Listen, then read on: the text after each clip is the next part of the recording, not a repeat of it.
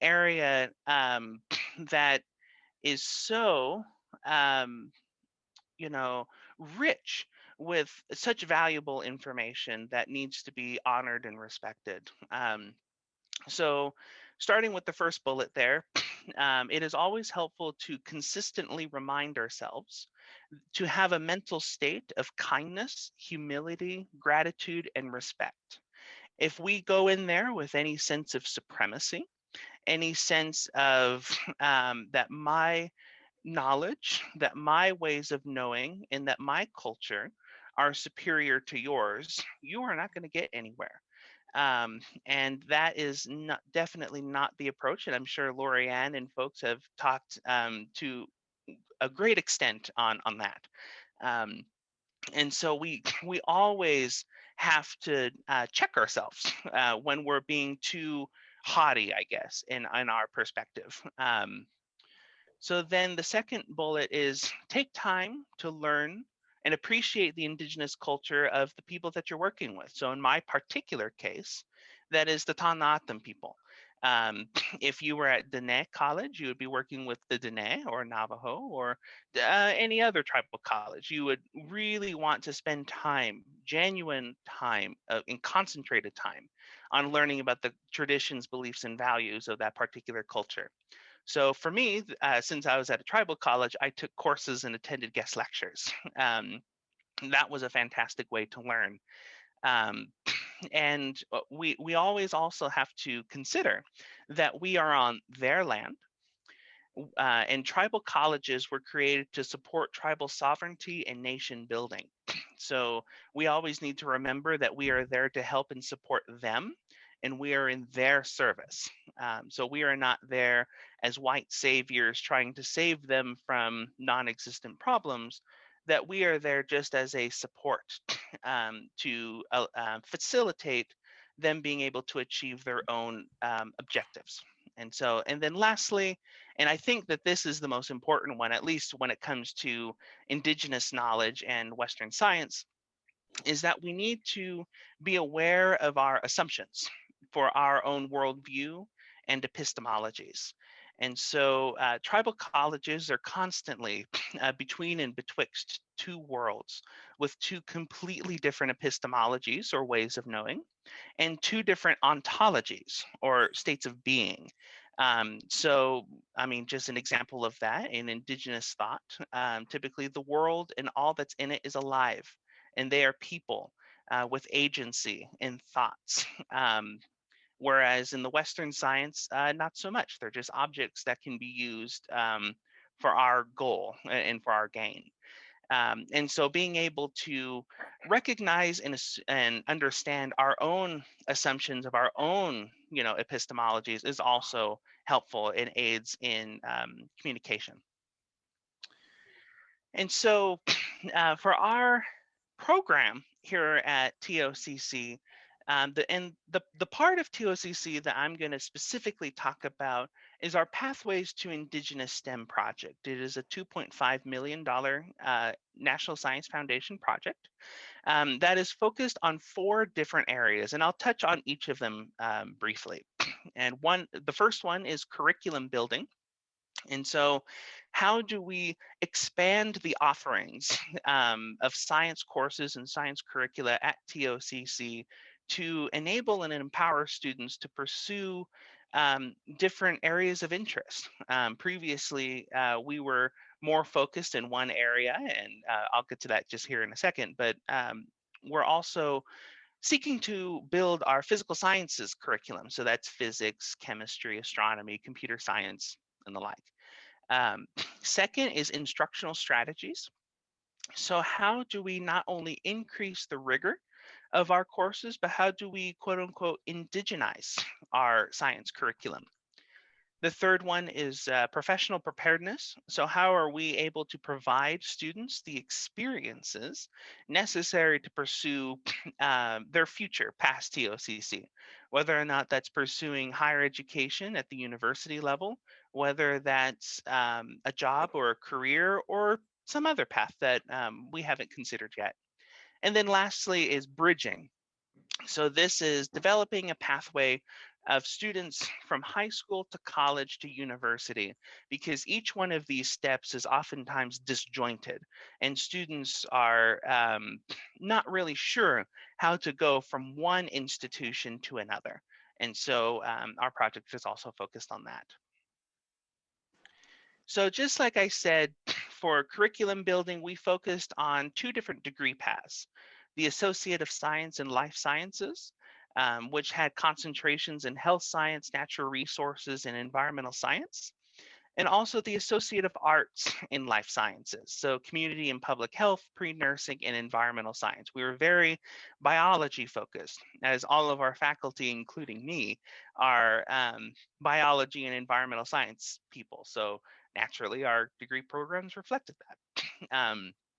But for a lot of the visioning sessions that faculty engaged with, especially Teresa Newberry, who is the chair of the science faculty at TOCC, and where I borrowed some of this information from, um, really saw that we needed to engage students in uh, fields such as physics and chemistry. And so we decided to create an Associate of Science in Physical Sciences program. And so hopefully we were able to prepare students to pursue careers specifically in engineering. That has been extremely interesting to students. And so, and then lastly on this topic, we've been also building curriculum so that students can pursue their education online currently, whether they like it or not. But um, it was part of our project to really engage students in multiple modalities, and so that students who a lot of our students are non-traditional, or are non-traditional students. So these are folks that are not that have not just graduated from high school. They are folks who are coming back to college to pursue education. So they have jobs, they have careers, they have families, they have children. Um, and so allowing students to have that sort of flexibility is incredibly important. Second, the instructional strategies. Teresa Newberry and colleagues, all before I got there, developed the Man in the Maze educational model. And if folks are interested, I can send out the paper that this is based out of. But it's designed to have all of our curriculum for courses and also all of our degree programs to be staunchly based in the Man in the Maze, which is a cultural metaphor where Tanatan people base their entire lives around. Um, and so we wanted to engage with the Man in the Maze with lots of guidance, with senior cultural mentors and other elders to be able to incorporate the Man in the Maze in our programs. Third, we have, well, the next two are kind of tied to one another. We have faculty support and development. And so um, one way of incorporating the Man in the Maze educational model is to provide professional development opportunities for faculty to develop their own curriculum under the guidance of experienced Indigenous mentors. And so for our project, that's Dr. Octaviana Trujillo, who is a professor of applied Indigenous studies at Northern Arizona University, and Dr. Greg Cajete, who is a world-renowned Indigenous scholar who just retired from the University of New Mexico. And so we have created this faculty learning community in which faculty can engage with each other and the material to be able to create these their science courses and these units within their science courses that are directly tied to Tanat traditions, beliefs, and values. And then we are also including research initiatives. So on one hand, we're trying to indigenize the curriculum. Here, we are wanting to increase the rigor because there are so many students who are disconnected with the environment in which they are Indigenous to. And so we wanted to allow students to have the opportunity to engage with the environment that they're Indigenous to. And so they're through research courses where students are able to learn different research strategies and different epistemologies of how to learn about the natural world. So, for example, Principles of Research in Natural Science really looks at not only the scientific method used in Western science, but also observations and different strategies used by indigenous peoples throughout the millennia. Um, and so they're able to go between these two different methods to really learn about the environment. And then we're also creating a Dana Field Studies Center that provides these research experiences for students. And then lastly, for pathways to high school, college, and university, we have 3 different programs. One of them is our summer bridge program, which is specifically designed for incoming freshmen to TOCC to not only introduce them to the science program, but also to improve their academic skills. There's a lot of students that don't have the math or science skills that are college level. And so we wanted to give them a boot camp of the basic math and science skills necessary through a transdisciplinary manner. And so that is weaving science, math, and Danatam culture into all parts of the curriculum to be able to provide these academic skills in a holistic and integrative manner. And then the last 2 are Summer Science Institute, which are already enrolled TOCC students that are seeking a summer research experience. And so students can apply for that. And also the Native Science Education Exchange, where you have the 3 state universities, so that's U of A, ASU, and NAU, and also TOCC, where we can exchange ideas of how to best support Native student success. Because folks are, there's so much research supporting the idea that Native students really struggle at the college and university level because they are leaving their own backgrounds that they're familiar with and just thrown into a completely foreign one. And so these different universities and colleges are, uh, in our view, independently figuring out different ways to engage with Native students. And so this program is to facilitate the exchange of ideas and to also develop 2+2 programs so students at TOCC can go right into their intended major of study at a state university. Um, and then for March for Science, but I will briefly hand it over to Lorianne to help me facilitate questions on the first part of the presentation. Um, so I'm going to pause here and ask if there are any questions, because I know I went through that pretty quickly. Yeah, sure. Does anybody have any questions for Josh? I'm looking back in the chat box. It looks like some folks are interested in some of the resources that you mentioned. So if you're willing to share those with me, I can share them with everybody after we are done here today. Mhm. But does anybody want to ask a question or have anything that they want clarified?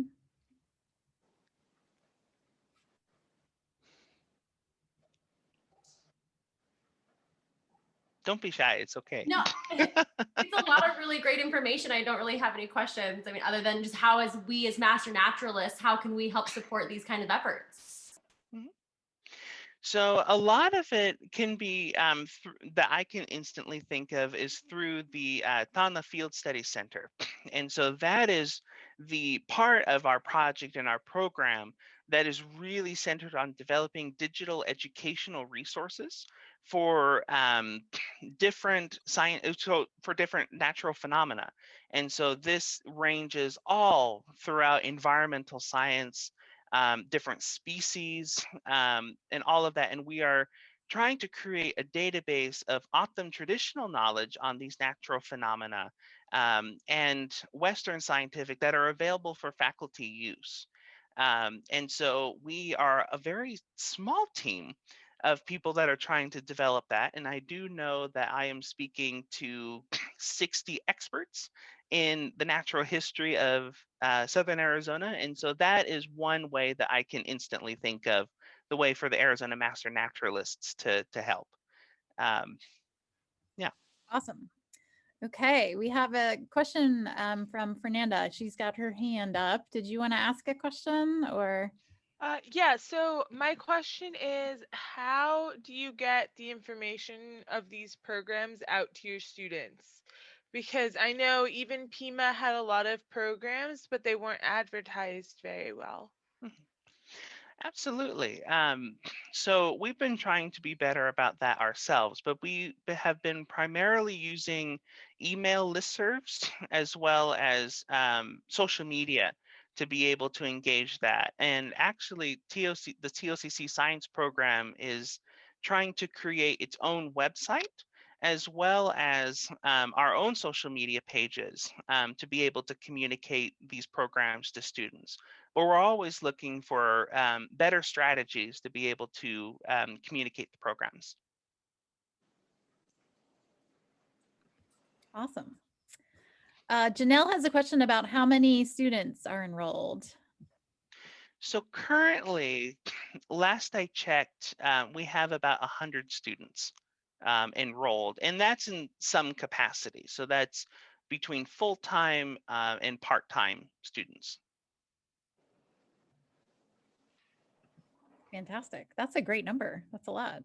Do you That's guys pretty good. computer science programs for the students? No, but that is actually part of our physical science curriculum. And so we don't currently have any faculty or any curriculum developed specifically for computer science. We do have some technology curriculum. So essentially like introduction to computers, Microsoft Excel, and the like, but nothing specific to like programming or other computer science topics. But we're looking to build on that. Yeah, no, absolutely. Cool. Thank you so much. Mhm. Yeah. Suzanne wants to know if you're okay with me sharing your contact information, which I can put that in the chat box if you. Certainly. Yeah, my contact information, Lorianne should have that already. If not, I can send it to her.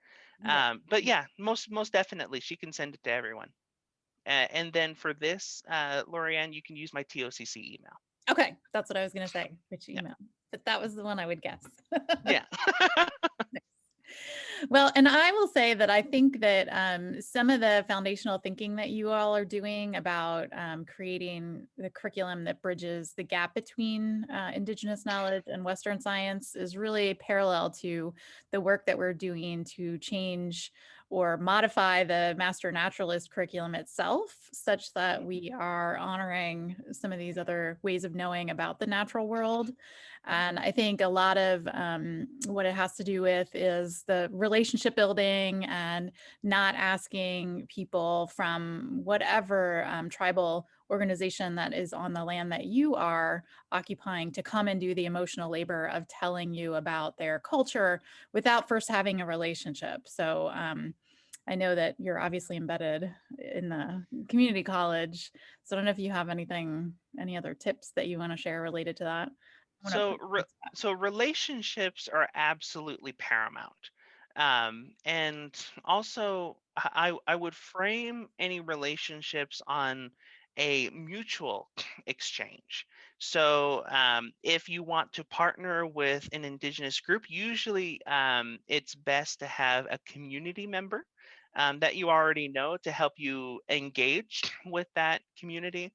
But I wouldn't go in there into a community asking for help right off the bat. I really would emphasize cultivating that relationship that you have with one or more individuals. And I would also help or suggest serving in some capacity the nation before you ask for help, because we want to avoid this exploitative nature where it's like, oh, well, give me your traditional ecological knowledge. Like, well, that's not how it works. And so those cultivating those relationships and deep engagement with the community is paramount.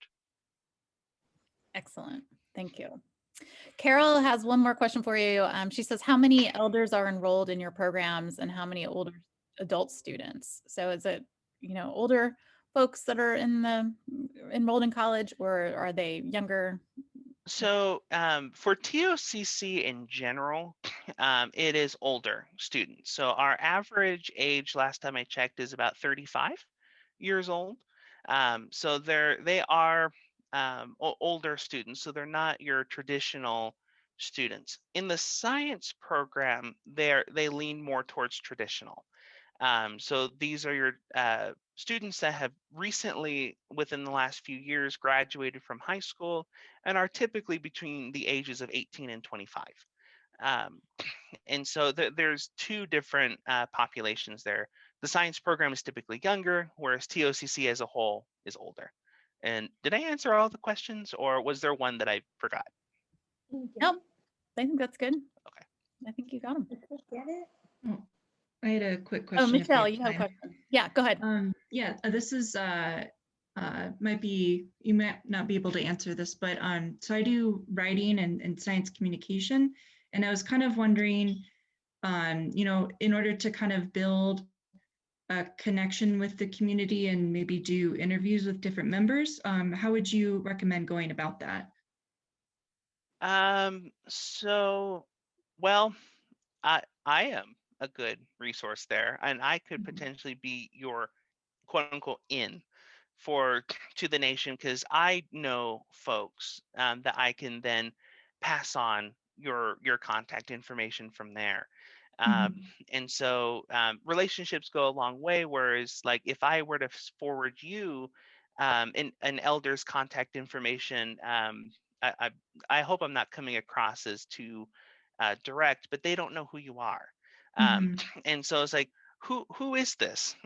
But if we were to contextualize, it's like, oh, me through Josh, then I know Josh, therefore I trust you. Mhm. If that makes sense. So really, I could serve as that contact, and then we could go from there. Because definitely science communication and science journalism is extremely important. Okay, thanks. Yeah. Awesome. Yeah, that's great. Okay. Any other Well, questions perfect. about that, or should we flip over to your March for Science? I just also wanted to say that I do know that I went fast, and that was for me to stay within the agenda, so I don't get you guys off track too far. Um, so if you wanted me to go more in detail, or you wanted any more information about any of our programs, or especially if you want to partner with TOCC on a program, feel free to email me, and I can go much slower and explain in much more detail. Um, and so, yeah, good. So for March for Science, I'm just going to keep this brief. Is a pivot from TOCC. So March for Science is a science advocacy organization. And so we at March for Science Southern Arizona are focused on encouraging science and evidence to be how public policy is created, especially on scientific issues such as vaccines, climate change, um, and the like. And so the only reason why I'm including this here is that we are actively searching for um, volunteers. And so um, we have two different approaches that we take for advocating science to our local community, and that is through educational outreach, and that is also through nonpartisan political advocacy. And so I have three different projects that we work on that are really trying to educate our community on science and scientific principles, so that they can change their mental perceptions on different scientific topics, and so we can create more science informed policy. The first one is definitely more education oriented. And so if you are familiar with the Science Cafe and pub trivia formats, our first program, Brains and Brews, is a combination of both. And so we seek to have experts in the scientific field come into pre-COVID, it was a bar, but really we're just open to anything, and share about not only their science, but how their science can help us in our daily lives. Um, and so that is also paired with science trivia. So it's just a really fun way to engage the community and to also really promote this idea of science engagement and science communication.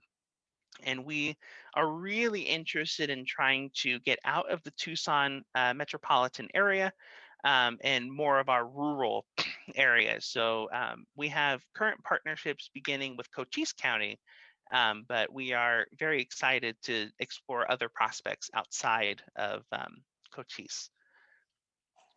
The second one is the Science Voter Guide.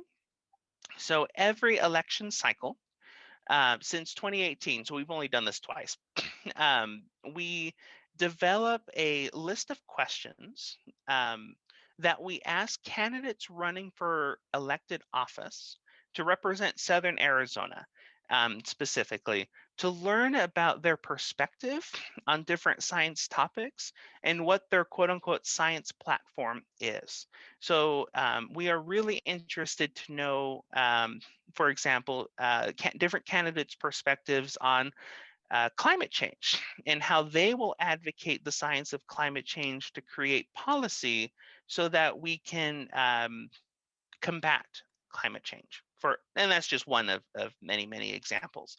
And then the last one, which is the most exciting one, is science and legislation. So this one has two different approaches. One is we are working with the Arizona Science Policy Network and a bunch of other colleagues to place scientists into the Arizona State Legislature so that scientists are available to help coach public policymakers to create public policy that is informed by science. So having that scientist as a resource there. And then second is looking at the policies that are coming out of the Arizona State Legislature, analyzing the assumptions that are being made, and seeing if that pairs with the current scientific understanding in the scientific literature to serve as a resource for these public policymakers as well. And again, I know I went super fast on all this because I don't want to derail you guys too much, but we are actively looking for volunteers for each one of these 3 programs. And so if you are interested, or you're interested in volunteering in a different capacity with March for Science Southern Arizona, you're more than welcome to contact me. And I think Lorianne has that contact information as well. And for that, I would do my personal email. And so before I get too carried off, I guess I will re-hand it over to Lorianne to see if there are any questions about March for Science. Yes, let's see. Dre, did you have a question that you wanted to ask Josh specifically? Yeah, hey Josh. So I've been in IT for 30 plus years, and I was just looking at one of the categories that you had, which was around scientific process and technology, and I'm pretty good at teaching technology, so I'll contact you and see if there's any kind of tie-in, if you have any in that area. Yeah, absolutely. Off the top of my head, I don't think we have any specific to technology. And so we would definitely be very interested in exploring that. So yes, I'm excited for that. Fantastic. And I think we can probably put some of this information into our newsletters too. So maybe Josh, I can work with you to get a little bit of a blurb of something that you have a specific need for, and then we can put it in our newsletter the next time that goes out, both the Maricopa and the Pima one. I saw another hand. Noel, did you have a question? I did. I just wanted to mention to him that I've been a docent at Kitt Peak for the last 3+ years. And I'm literally I can see your school when I'm looking towards the west from Kitt Peak. Yeah. So I'd love to collaborate at some point. I have your email. I will reach out. Oh, wonderful. Perfect. I look forward to working with you. Absolutely. Thank you. Fantastic. See, it's all about networking. That's what I Absolutely. love about this group. Anybody else have a question they want to ask Josh about any or all of those wonderful programs that he shared? There's quite a few. So Yeah, there's quite a few. Terrific. Well, you know, the other thing we could plan on doing maybe is if folks are interested, we could do maybe a longer advanced training on some things more specific to your volunteer needs, or just go a little, maybe a deeper dive into some of the things that you're including in your curriculum design. So those are all things that we could talk about for 2021. And absolutely. yeah, I think the other thing, Josh, that maybe we want to bring up is the fact that you are also serving with me on the Arizona Association for Environmental Education Board, and Yes. we're working on a guidance document for environmental education, and I think some of this information could also fit into that. So this would be another audience that would be interested in reading about it. So Absolutely. I don't think I mentioned AAE, and that is a major error. I'm sorry, no, Lorianne. it's fine. It's totally fine. I did it for you. Oh, thank you. I appreciate it. No problem. Okay. Any last questions for Josh? Wonderful presentation. Yeah, thank you Very so much. informative, very informative. Thank you so much for coming and sharing a little insight into the work that Yes. you're doing over at the community college. I really appreciate you coming to share that with our team here. And I know everybody really is interested in the work that you're doing. So hopefully we can move forward and do some cool things together. Absolutely. Yeah, and thank you once again for having me. I'll stop sharing here for a second, and if you have any additional questions, I know I went super fast, and so I would be more than happy to have an extended conversation about any one of those topics. Or I promise I'll go slower, and everything. So wonderful. Well, thank you, and I will probably stick around for as long as I can, Lorianne, and then I'll probably have to take off here in a little bit. But yeah, no worries. You're welcome to hang out and listen to the overview of what we achieved. So thanks. yeah. Okay, friends, let's just take a 5-minute regroup break. Actually, let's do like 3 minutes and we can come back at 6:15. And then we will hop into our celebration of all the great stuff we did last year and the last couple years, actually. So Go get your let's do that. drinks. Go Yeah, get your go alcoholic drinks. top yourself up if you want. Get Go a to the beer. bathroom, stretch, and we'll see you in a minute. So, okay, I'm going to do just a quick overview of who we are and what we do again, just because we do have some folks from the new cohorts here. And in case anybody just needs a refresher on what it is we do as master naturalists here in Arizona. So I'll go through that, and then we can talk a little bit about the awesome things that everyone's achieved this year. So hopefully you all know that Master Naturalist programs are natural history service programs, and we exist to assist programs like parks or lands that are managed by local or city or state agencies or Fish and Wildlife Service lands to help them with natural resource outreach and service. So that's what makes us different than something like the Master Gardeners. Not that those two things are not very similar, the programs are very similar, but we deal strictly with Master Naturalist resources out in the field. A lot of times people get confused about, well, what's the difference between those two things? Master Naturalist programs were invented probably 20 plus years ago to help those agencies and organizations achieve things in education, citizen science, and stewardship. So that's where they came from. And really, our Master Naturalist programs are designed so that we are not only actively participating in programs that are available across our state But we're also taking the lead in designing some of those things, because a lot of those agencies and organizations do now have volunteer training programs. And so what we're doing is slightly different, because we want people to be able to take a leadership role in some of the work that the other organizations are doing. So that's why there's a great deal of focus on other concepts, not just natural history concepts, which we all know and love, things that we want to know about our environment. And for the Phoenix and the Tucson folks, that is the Sonoran Desert. But really, we also focus on equity and inclusion. We talk about cultural humility. We talk about ways that we can participate in a team, because if you're working with one of these partnering agencies, chances are you're going to have to work with a team of people. And I know that's not everyone's favorite thing to do, especially if you think back to some experiences you may have had at school or any other place where you've participated in teams. But that is really where the need is. That's where our partners are asking us for help. They're asking us for help to also have volunteers that are skilled in doing things on the computer. And so again, that's why a lot of people get frustrated when that's what we show up with, but that's really what our role is. And we're trying to fill a niche that's not there. And I think we're doing a really great job with that. So what is a master naturalist? I put these slides together. Again, you all should know this, but a master naturalist should know what their role is. What's the definition of a naturalist? And again, how is that different than somebody that's a horticulturist?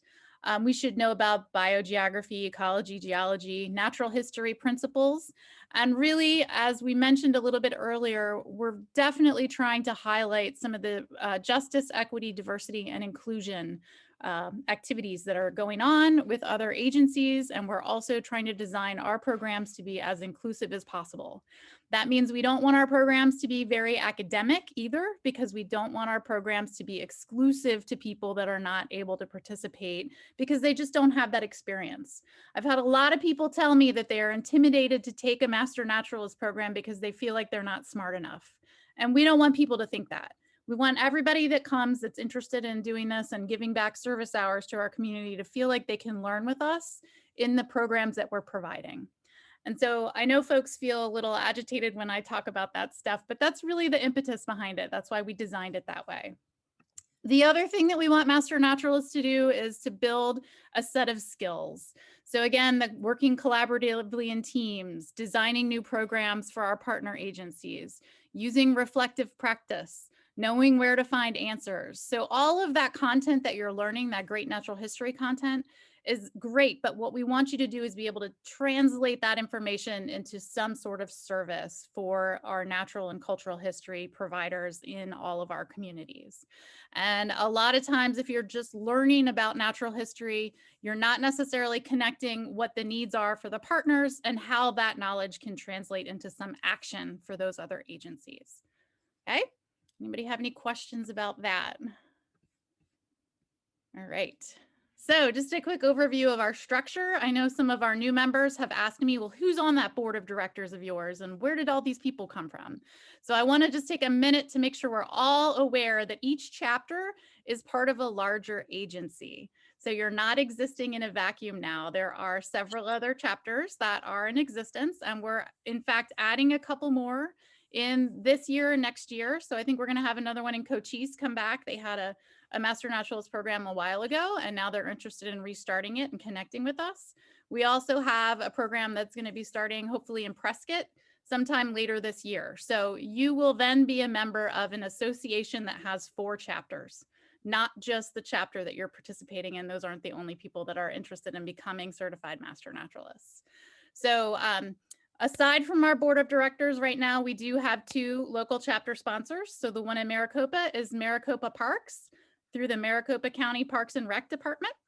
And the one in Tucson is through the Pima County Natural Resources Parks and Recreation. Those are our 2 chapter sponsors right now. And I went into Volgistics earlier today and I counted all of our partnering agencies that people are either volunteering and doing service for or participating in some sort of advanced training. And I totaled about 168 chapter community partners.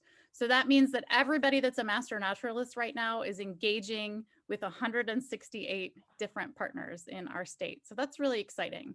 After 5 years of this program being in existence, I think we've really expanded and gotten into a lot of those exciting experiences that our partner agencies are offering. We couldn't put on our trainings without the course instructors. So we do have weekly courses, obviously, that people come and participate in, and we have experts in those fields from different places across the state. Some of them are working, some of them are from universities. And so, we've got a rich fabric of people that are presenting the natural history and cultural history content to all of our folks.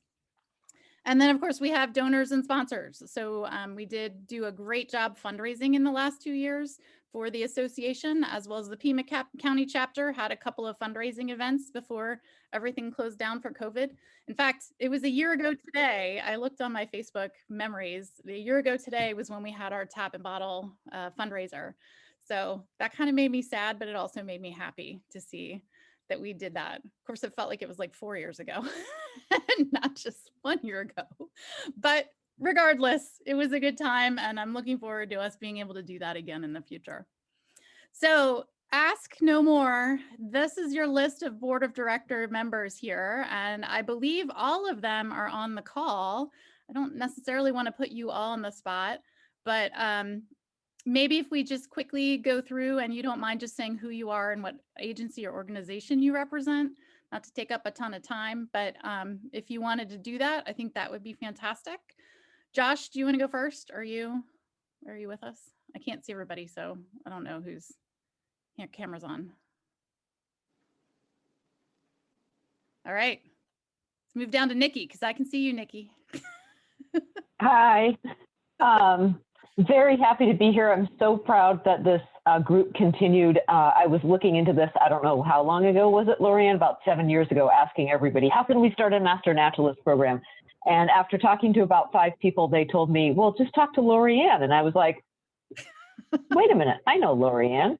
And so her and Josh and I got this going. So that was awesome. I work for the Arizona Wildlife Federation, and I'm also an interpreter for the National Association for Interpretation. Yeah. And yeah, awesome job, everyone. So glad you're here. Fantastic. All right, thanks, Nikki. Josh, are you here? All right, I see Gabby next. Go next. All right, hello everyone. I'm excited to be here tonight to celebrate with you. I'm with the Phoenix Zoo, and I also have been very active with Arizona Association for Environmental Education for a long time. I got involved with Master Naturalists because the Phoenix Zoo was the A sponsor for the first cohort in Maricopa, and we are extremely grateful that the volunteers from that cohort took on the valiant effort of keeping it going after we were not able to continue with it. But I'm really passionate about what the group is doing and what all of the just all of the incredible work that Master Naturalists do. And so I am really excited to be able to continue on in the capacity of being on the board. So thank you. Awesome. Thanks, Gabby. Okay, let's see. I had to fix my slide because Peter's going to kill me because his name was cut off on the bottom there. Peter, Warren, are you available?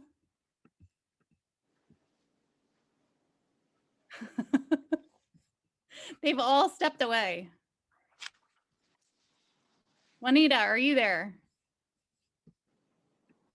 Hi, I'm here, Lorianne. Okay, you can go next.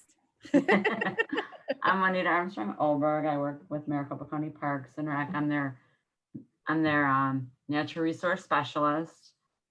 I also do a lot of work, with Southwest Vegetation Management and Casca and Gila River Watershed, 3 different of those organizations. So I have a lot going on, but I am really excited to have the Master Naturalist team the Parks is really excited to sponsor them, and we're looking forward to working and doing some really great things with you guys. So hi.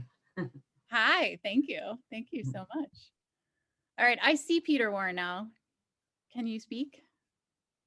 I can speak. Okay, speak Speak for yourself. What was I supposed to say? You're supposed to just say who you are and how you're on our board and what you're doing. I'm Peter Warren. I'm on your board. Uh, currently, Yeah, go ahead. I teach at Pima Community College. Most recently took on the Natural History of the Southwest class. So that's an interesting thing to try on after having been doing the Master Naturalists. It's a completely different thing. Yeah, there's no volunteer component to that one. No, Whole different thing. Yeah, straight up takers. right. Awesome. Well, thank you so much. And Jean, do you want to say a few words? You're muted. Muted. Hi there. I am a Pima County Master Naturalist, and I got involved in the program after reading Peter's wonderful article in the Arizona Daily Star about the program. It just kind of wrapped around me and said, yes, join that, do it. I love the natural world. I'm out there hiking as much as possible. I'm lucky enough to not have to have a 40-hour day job. I do other types of things to earn my keep. So yes, I am in the desert a lot. I just love the organization and the people that are here. I do a little bit of the wildlife cameras for Pima County Natural Resources. I have also helped on the saguaro count, anything that gets me out in the nature, I'm there. Yes, awesome. And Jean is our awesome treasurer. She has helped us get everything organized. There's no way possible that I would have been able to do that without you. So round of applause for that heavy lift. It was a real heavy lift. Okay. Yeah. So our board members that we have here are also, there's one person from each chapter. So that's how we're probably going to fill the seats on the board. As soon as we get a new chapter, we'll ask one of those representatives if they want to have a seat on the board. Just this year, we modified, we were a steering committee, and now we have switched to being a board of directors. And we are a 501c3, so we're able to do fundraising and all of that good stuff. And we are also very interested in having committees that are attached to the association. So things like the curriculum committee and advanced training committee to help us kind of work through some of these challenges in developing new curriculum and developing new experiences. So that's essentially how we are going to operate. Hopefully in the future, we'll be able to raise some money to have some paid staff, but right now that's just not where we are. We're focused on making sure that we have a functioning organization and functioning chapters. And it is a great deal of work for everybody that's involved. You all are volunteers. Many of you are helping coordinate the chapter and do a lot of that work. So I'm really appreciative to all that you can do, especially since I've also got a day job. This is not what I'm paid for. And it's really exciting to see what we've been able to pull off in the last 5 years. Here are the organizational goals, just in case you need a refresher. But really, we, in this first 5 years, want to build and maintain a core of skilled natural and cultural resource leaders. And then we want them to move beyond basic volunteer service. I think I mentioned that. We want to increase the profile and value of natural and cultural history volunteer service across the state. And we want to provide educational natural cultural resource content to members of all communities. So that's really what our big goals were when we set out and we developed our strategic plan in 2014, 16. I don't remember. It was one of those years that Nikki referenced a while ago when we sat down and we sketched out all these high level ideas and developed our strategic plan and formed the 501c3. So what I want to share with you now was cultivated by all of you. So here are some of the numbers that we have achieved. We've got our all-time service hours for both Pima and Maricopa counties listed here, and then our total engagement hours here as well. We've got our timekeepers. Our timekeeper in Pima County is Dre. She's on the call right now.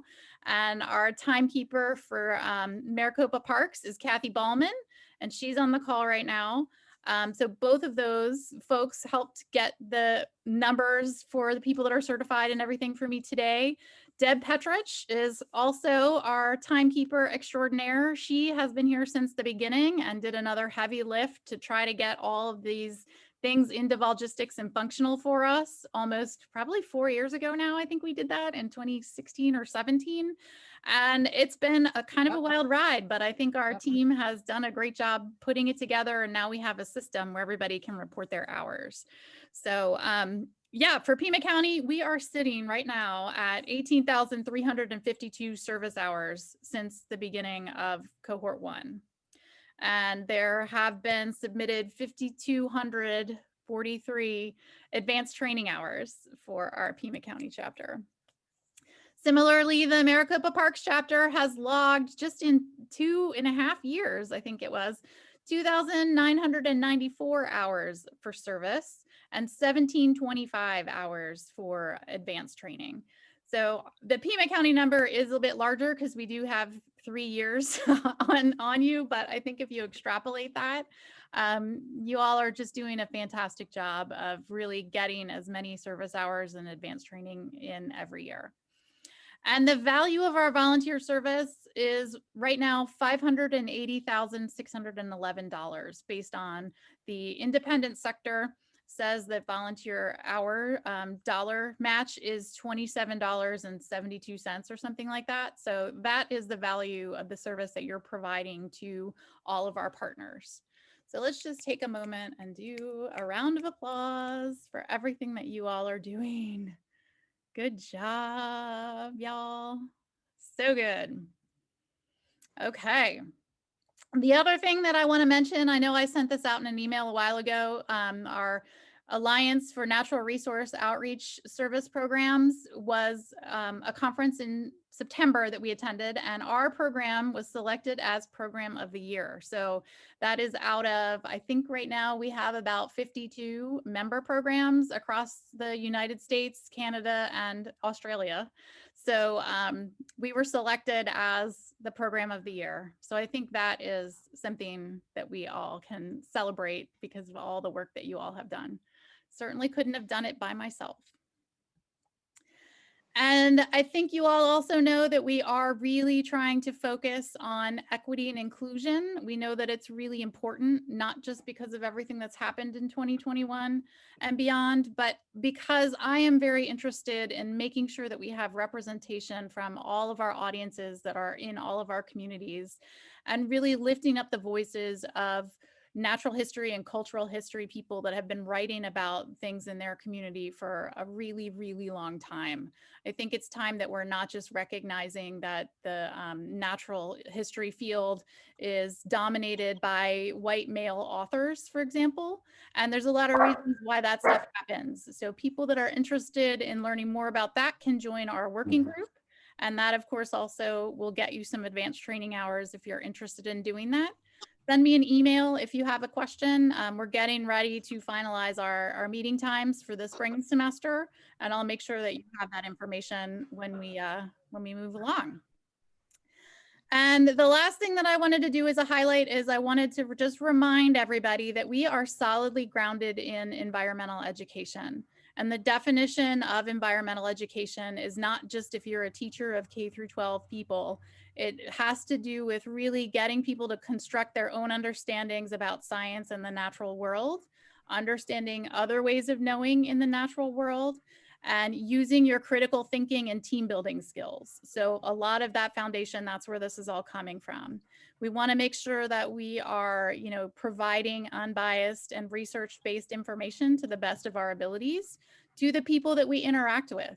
And every single person that's a master naturalist is somebody that's an environmental educator. If you're communicating about the natural world or science or sustainability or climate change, even if you don't think that you're a teacher, you are an environmental educator, because that is the very definition of a naturalist, somebody that communicates about the natural world and is passionate about it and does it in a way that's understandable and gets other people excited. So that's what makes you an environmental educator. And I think there'll be a lot of opportunities for folks to participate with our environmental education organization in the coming years. We are going to be doing an annual conference, and the NAAEE conference will be here in 2022. So that's our national international conference that we'll be sponsoring. So I really strongly suggest that you all plug into that information if you are interested in learning more. Okay, now I wanted to give you all some updates about the hours for everyone based on COVID, because I know people are going to be asking this question. So just this year for our incoming cohorts in both Maricopa and in Pima County, we have changed the requirement for all first and second year master naturalists. And that's not just related to COVID. It is because what we want to do is make sure that people that are in their first and second year are able to achieve something and figure out how it fits into their life, because everybody is very busy. We know that. And so what we decided was we would have a tiered approach to people who are onboarding now so that they can work their way up to being able to produce 60 hours of service every year. So after you do your 60 hours of classroom-based field labs, in year one, people will just need to do 20 hours of volunteer service to become certified. We hope that you will do more than that, of course, because anything you do above your certification hours every year is something that counts towards your lifetime hours, which are the awards that we're giving out tonight. So if you can do more than 20 hours, please do. But in order to get certified for either chapter, you'll just need to do 20 hours of service during this first year.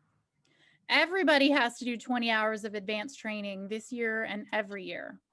And 5 hours of that advanced training has to be skills-based. We always get a lot of questions about, well, what is skills-based?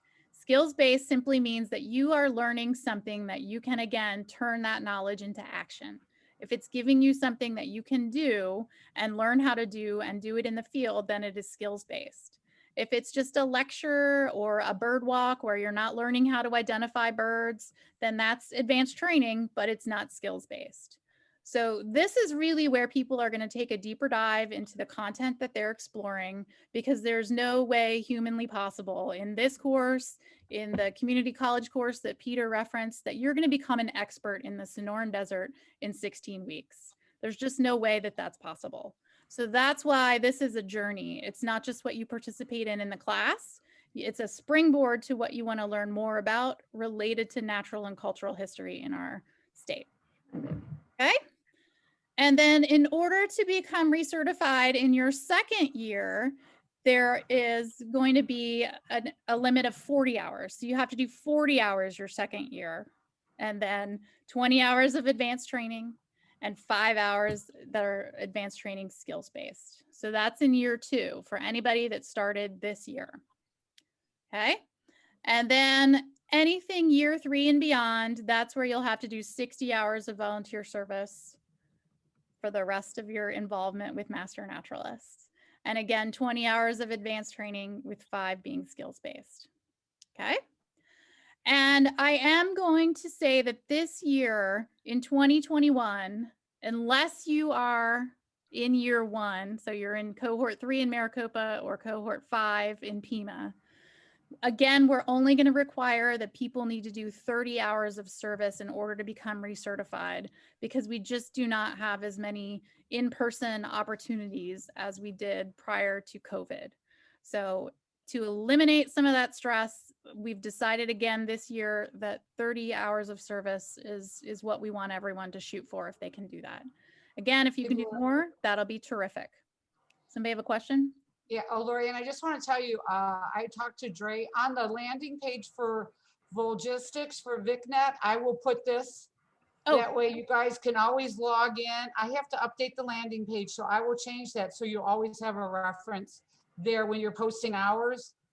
That way you know what we're talking about. So I'm going to take this info, I'm writing it right now, and I'll put it in there. Perfect. Thanks. Okay. So everyone has a reminder. Lorianne, Franklin. Sure. Yep. What consideration are we going to give to this being retroactive? I'm concerned about in Pima County, we've lost a couple of our young master naturalists who work full time, and we're not able to get the original 60 hours. So now under these new requirements, they may have been eligible for certification. So is there going to be some consideration there? Yeah, we can have a conversation about that offline. If there are people that were in that category, I know you all were trying to help them along pretty regularly. So I think we can just reach back out to them and ask them if they need help or if they wanted to be reconsidered. So let's have that on a case-by-case basis, a discussion. If anybody is in that situation, I'd rather make it work for people if we can. So why don't we follow up after this and then we can figure that out. Excellent. That's terrific. Thank you. Sure. Okay. So now it's time to celebrate our successes. All right, I'm going to turn it over to our folks from the Maricopa County Parks chapter because they've given me a couple of slides to celebrate some of the things that they've achieved in the last year or two. So Kathy, is that going to be you sharing? Or I thought Kathleen was going to do it. Kathleen, can you do it? Is she on here? Let me see if she's still on. She is. Yeah, I had to unmute. Okay. Sorry. Okay. I kind of thought you were going to do it, but why don't we both do it? We can do it rock, together. paper, scissors. All right. Okay, here we go. So this is us, and we have been incredibly busy. Not only are we fulfilling our own requirements and enjoying it to be master naturalists, but we're keeping our spirit alive because we had a pandemic like the rest of you, but we got to do a sponsor search, which was something very exciting and wonderful in the end.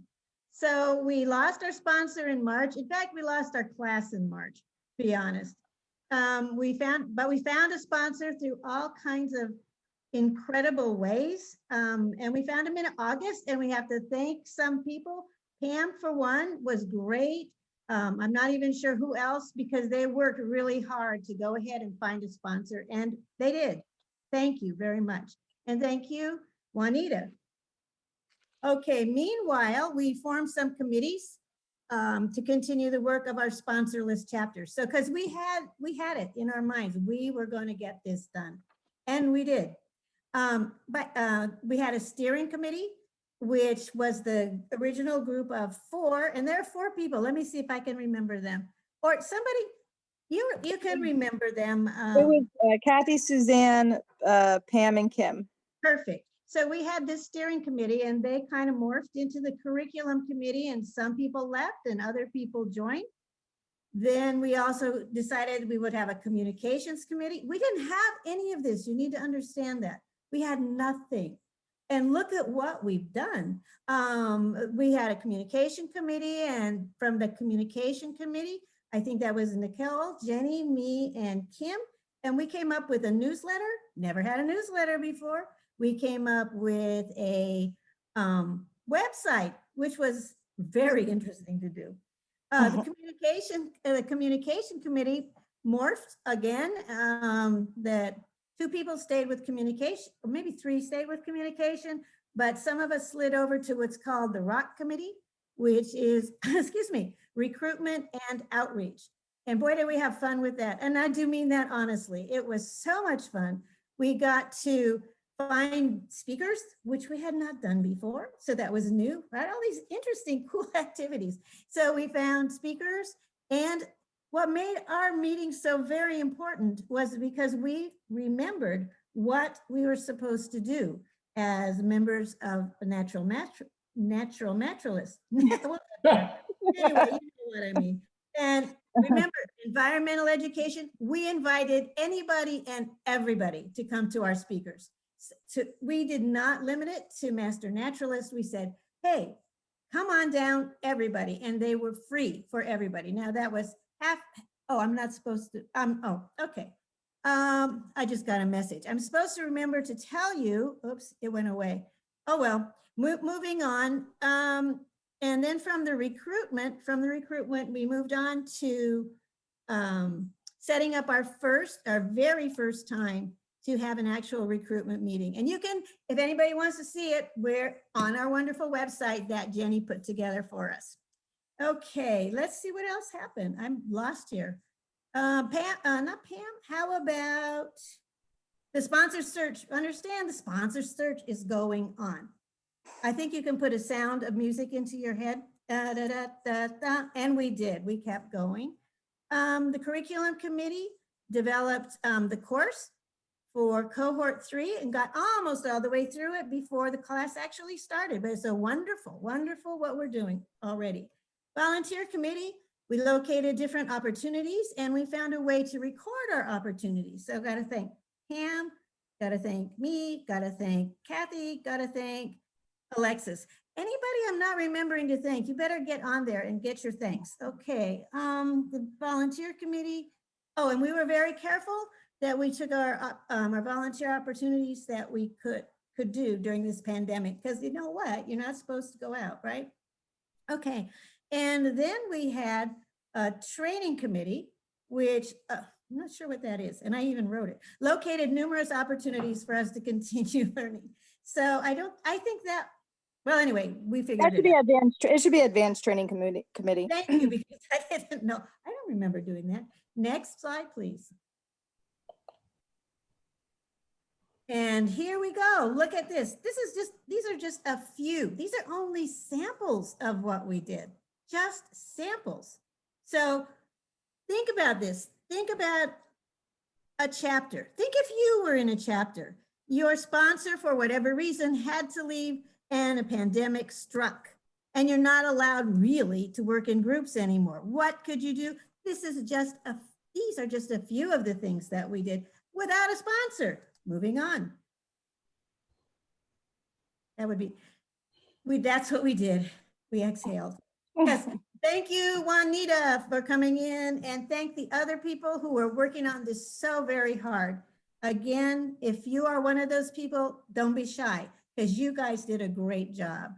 And so now we got to cohort 3. Candidates were selected, class syllabus development was going. You can see we had syllabus, speakers, assignments, scheduled. And to date, we have had successful classes delivered. Oh, anybody want to exhale with us? Okay, so this is us, guys.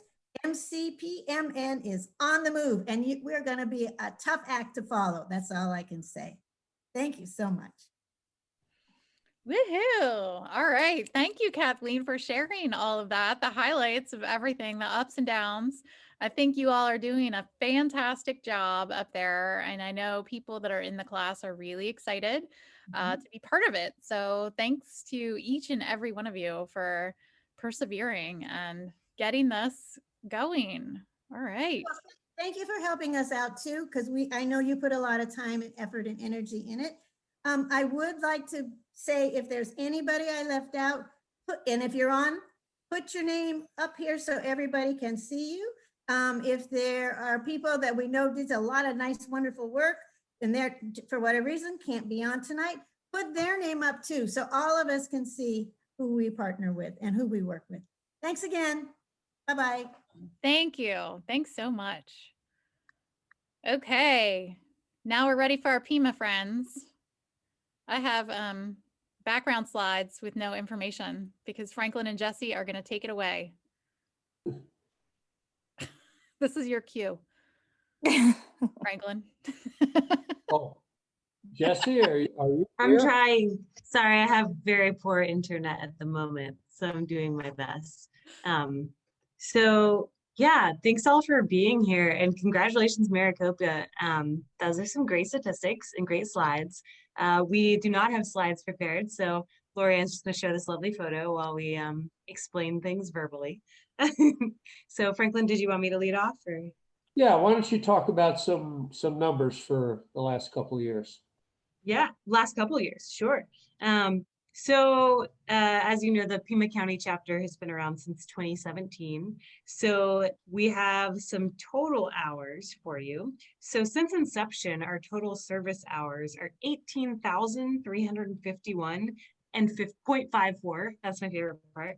Our total advanced training hours are 5,242.48. Some people are being very exact in their reporting, which I appreciate. So that brings us to a total hours spent in service of 23,594.02 since 2017, which is super fantastic. Just a little breakdown by partner just for this past year, so you get a sense. This past year in 2020 alone, we had a total of 5,522 service hours with 58 active members. And we had 9 new certifications in the year 2020, which is fantastic. So just a little quick breakdown by partner of the number of hours spent with each of our partners. Our top earning partner was Pima County Master Naturalist chapter. That's us. We did it for ourselves. So 6,210 hours were spent in service of the chapter, which is fantastic. Second after that was Tohono Chul with 3,923. And then Pima County Natural Resources, 1,529 hours in 2020 alone. And after that, the next one following was Saguaro National Park with 926. So fantastic job, Pima County Master Naturalists. We've been spending a lot of time, even despite the pandemic. You've been doing an amazing job of getting out there and finding ways to support our community and our chapter. Franklin? Yeah, and some of the things I'd like to point out. Number one, since I have the microphone, is anybody other than me impressed with Lorianne Barnett? I mean, can we all give her a hand? Seriously, seriously. Oh my God, thank you. Yeah. Shut up. Just and before I want to give that prop, but I also incestuously want to make sure everyone in Pima County knows that Kathleen Sudano and Jan Swartz are leading cohort 5, and they're doing a fantastic job. And I don't think everybody completely recognizes the work they're putting in and how well they're doing. So please, another hand for them. Okay, yeah, just some anecdotal responses to the numbers that Jesse gave. It's really important that I think we point out that almost a third of our hours were dedicated to the chapter. Roughly 6,000 of the 18,000 service hours. And I think that's very important to note, and something we need to pass on to new cohorts, that if we're going to keep this thing alive, we need not only hours dedicated to our partners, but we need people that'll step up and dedicate hours to ourselves to keep this thing going. And I don't think it is in any way strange that 1/3 of the hours that we have put in have been to our chapter. And this continues to be very important. And I could point out the people that are doing it. Most of them are here tonight. But it's just, I think it's very important that we continue to emphasize that to grow this thing and make it vibrant and keep it going, that it's very important that we give internally to the chapter. So I applaud all those of you who are doing that. The second thing I'd like to point out is we created a new category of volunteer hours, which was to COVID response. And we have, I think, the Dre gave me numbers, 266 hours dedicated to COVID response. And that is making masks, volunteering at inspection centers, food banks, things that are related to the COVID response. And I think it's a great tribute to the chapter that people stepped up and did that type of thing. I guess my final one is, I was sort of surprised. We had the Membrillo or Quince Festival at Mission Gardens late last year, and I thought that was pretty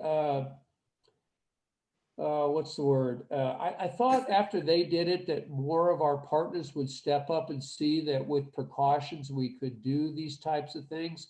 Unfortunately, that hasn't happened, but I want to really send a prop out to Tucson Mission Gardens for. So other than that, that's all I have to say. Thanks very much. Woohoo! Thanks, Franklin. I think welcome. your point is very well taken, and I think most folks here are really excited to dig in and help with both of the chapters. And again, you know, we are all run by volunteer power, and that's just kind of amazing to see how much work and time each and every one of us are putting into this to make it a success. So you should all just be really proud of yourselves for doing that. And that's a perfect segue, wanted to say thank you so much to our chapter presidents, our course coordinators, our timekeepers. We've really divided the work so much that everybody has a little bit of a lift. And because everybody's doing a little bit of a lift, we're able to keep this thing going. And the classes that both cohorts are putting together, I think are really, really amazing. So well done. And I did want to thank both of our presidents for both of the chapters for this year and last year, really, and this year going forward.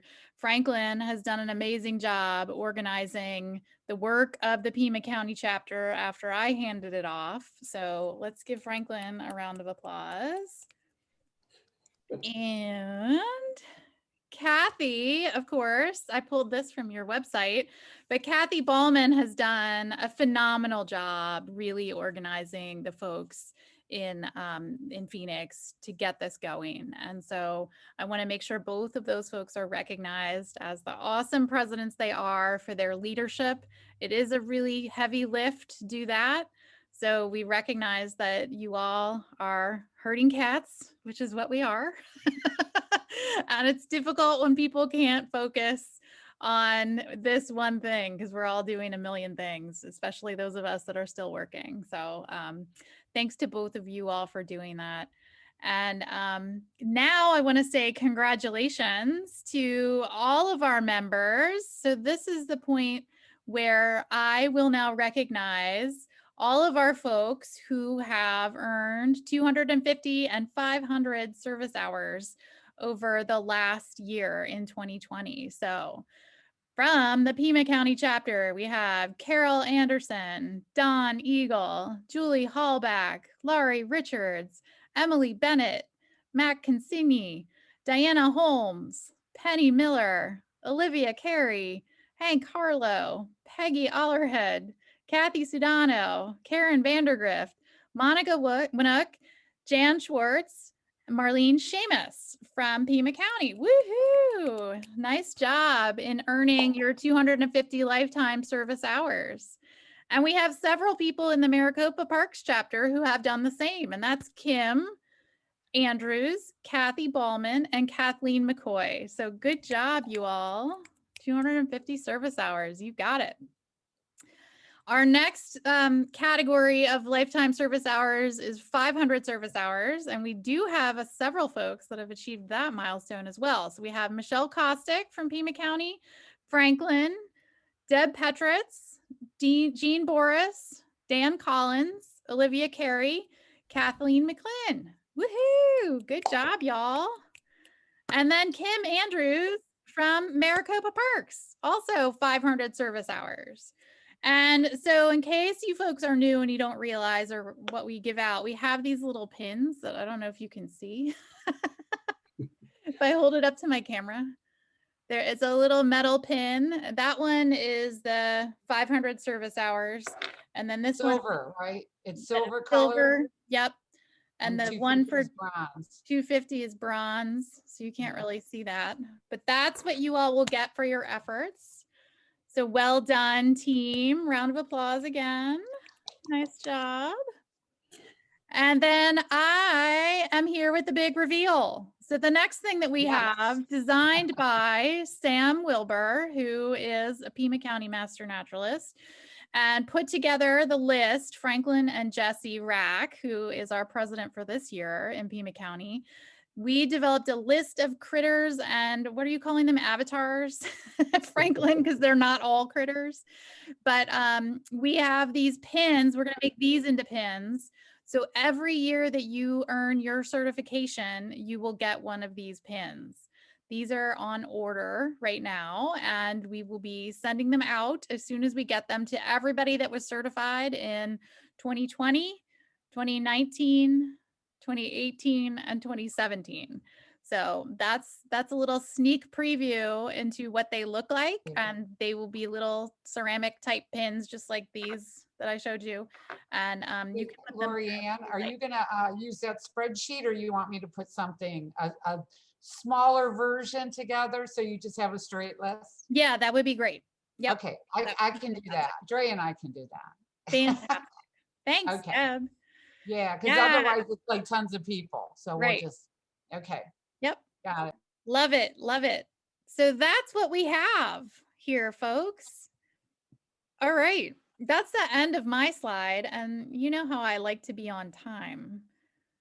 We're only 3 minutes over after all that. But I do want to, again, give everybody a shout out for participating in this Master Naturalist Association and the programs we offer. And I am really super proud of each and every one of you for all the work you're doing, all the hurdles you're overcoming, all of the craziness that we're living through in 2020 and 2021 here in Arizona. And I hope that 2021 is a good experience for you all, and we get to spend some quality time outdoors with the people and critters that we really love. So with that, anybody have anything they want to say or share for the rest of the group?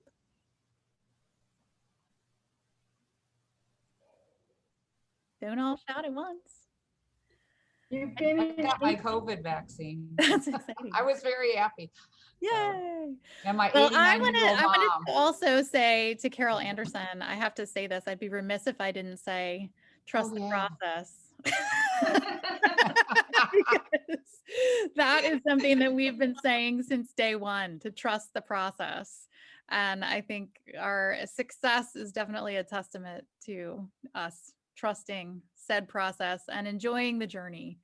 Even though it's a struggle at times, I think it's all good things are coming from it. So well done, everyone. Hey, thank you for joining us this evening. Yeah, be well. And you know where to find me if you need something. I'll try to answer you within 48 hours. Bye all. Let me know how I can It help. was nice seeing all the people from Maricopa. Yeah. I could put your names with your faces, which was really nice. That's what we were hoping for. Yes. That is nice. And thanks to everybody from FEMA that's been answering my questions and helping me over the last couple of days. Of course. Yes. Keep them coming. We're happy to help. So thank you again, Lorianne. Yes, you're welcome. Thank you. Thank you all. Congratulations to everyone. Yes. Oh yeah, congratulations everybody on your milestones. We did Thank it. you for all your hours. And on our chapter for, you know, all of the notoriety and being #1. Yeah. That's outstanding. Such good work. We did it. Our #1. program is the program of the year because yes, of you all. we're yet babes in arms, and look at all we've done. It's amazing. I know. And that's because of you, Lori. No, it's because of yes, you it all. is. Yeah, I you just carry thought it a was lot my on your favorite. shoulders. And leadership, we couldn't do anything without you. You are Seriously. absolutely I beyond don't know outstanding. Deb, yeah. She's a shero. Yes, she is a hero.